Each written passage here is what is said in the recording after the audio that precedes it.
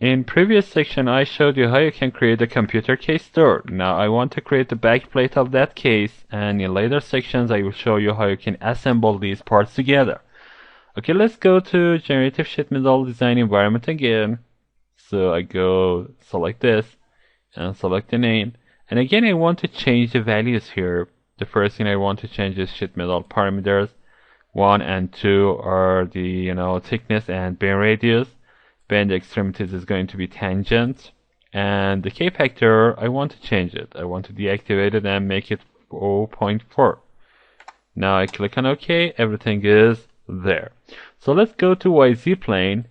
First of all, I want to draw a rectangle for the back plate. I want to have this a little big. So I select the rectangle, draw a rectangle like this, and this is going to be 420, and this is going to be 200. And of course, these are going to be symmetric, so I select these two lines and make them symmetric to the vertical line, the vertical vector, and these are going to be symmetric to horizontal vectors. So I select these, exit, and the simplest part is to add the wall. So I go to wall and add a wall here, and you can see a direction arrow here. You can see that it comes out. That means it adds the thickness outward. If I click on this, you can see that the direction is going to change. If I want to have the thickness in both sides, the profile is going to be in between the thickness. You can go and click on this little button here. But that's okay. I click on this arrow. I want it to be outward. I click on OK. Now you can see that the wall is created for me. So let's select this side of the wall.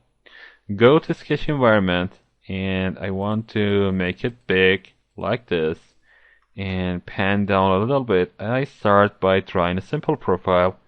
Of course, this is not going to be that simple, but it's simple somehow. I go like this, go here. I want to have a 45 degrees, or better say 135 degree side here. Go up, go right, and again another 45 degrees here. I can remove this parallelism and perpendicularism here. I don't want to have this. I can add my own constraints, for example, the angle values. And of course, they wouldn't harm my shape. Okay, let's add some corners. And I want these corners to be 15 millimeters in radius. So I change the radii to 15 and double clicking here and changing this to 15 and adding some more constraints. For example, this horizontal vector is going to be 110 millimeters away from this line. So I type in 110 here, and this edge and this edge are going to have 10 millimeters of distance. So I type in 10 here. Now I add more constraints. This line is going to be about 110 from this point, and selecting this line and this end line are going to be 160. Now you can see that this is changing my shape. That's okay for me because I'm going to add some angles here, and this angle is going to be 135. Now my shape is getting corrected. This is going to be 135 as well. Or I can put it here and make sure that this side is going to be 135. Okay. Now I want to have 135 between these two. Add 135 inside. And I double click on this and type in 135. Now it should be the other way, okay? So let's remove this and change these two. This is going to be 135 between these two, I guess. I type in 135 and that's corrected, okay?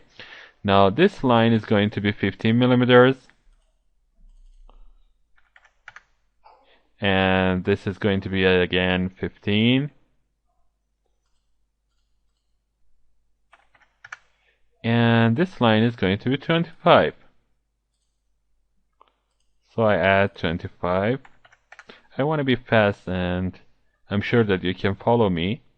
And now I need one more constraint, I guess. So this is going to be the distance between this line and this vertical line, and that's gonna be 90 millimeter, and my shape is fully defined. Now you can see the constraints here, and I exit my workbench. The first thing I want to do is to add a surface stamp here. So I go to insert menu, go to stamping, select the surface stamp, and I change the values. Here is a 75 degrees. This is going to be 3 millimeters inside, and the radii are going to be 1 and 1. So I reduce them to 1. I click on preview. Now you can see that this is coming outward and this is coming out. I don't want it to come outward. I want it to go inward. So you can see a little arrow here. That's an orange arrow. This tells me the direction of the surface stamp. So I click on this direction and I click on OK. Now it is going downward. That's okay for me. Okay. Now I need another surface stamp. So I go and select this face again, and I want to draw another profile. So I go to sketch environment and start drawing the profile. So let's pan up and start drawing the profile using the profile tool, and this is going to start here. Go right, down, left, and finish. Okay, this line is going to be vertical, of course. So I add the vertical. I need some corners. Every corner is going to be 5. So I select this, and no, this is wrong. Again, I need to select the corner tool and select this edge. Somehow it is kind of hard to select the edge. 5 millimeters here, and 5 here. If you cannot find the edge, you can just click on the 2 lines, and somehow it is easier to select the 2 lines, this one and this one, and I can see that I have this. The only one that is going to change is this. It's going to be 15 millimeters, but the other ones are going to be 5 only. So I take this, change it to 5. Another one is going to be down here, and I select this and make sure that this is 5 millimeters as well. And the last one, the last corner is going to be here. I double click on this and make sure that this is fine. Okay, now I need more constraints. This should be 75 millimeters. I mean the distance between this line and this line should be 75. I double click and change it. The distance between this top line and this line, of course you can see that this is not selectable right now. Let's draw this a little right. Now it is selectable. Now I select this and this. These two should be 90 millimeters away. So I type in 90. And of course, again, this line should be about 60 millimeters away from this horizontal vector, like this. Okay, I need more constraints here. Let's pan up a little bit. This should be 10 millimeters away from this. So I type in 10. And of course it should be in the other direction, in the opposite direction. So I click on swap locations. Now that's it. This line is going to be 10 millimeters away from this edge.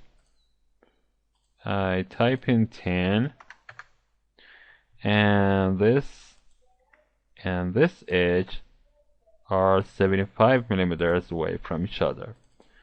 Now this is fully defined.